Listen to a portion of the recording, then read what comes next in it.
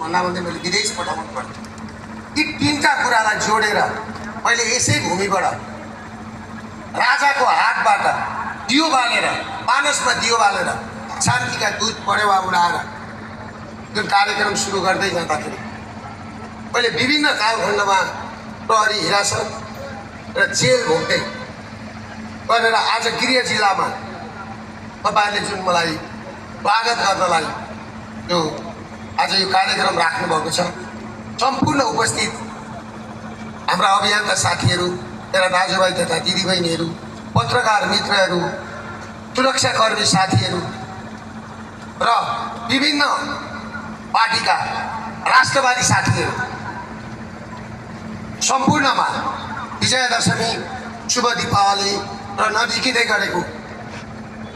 छठ पर्वको शुभकामना भन्दै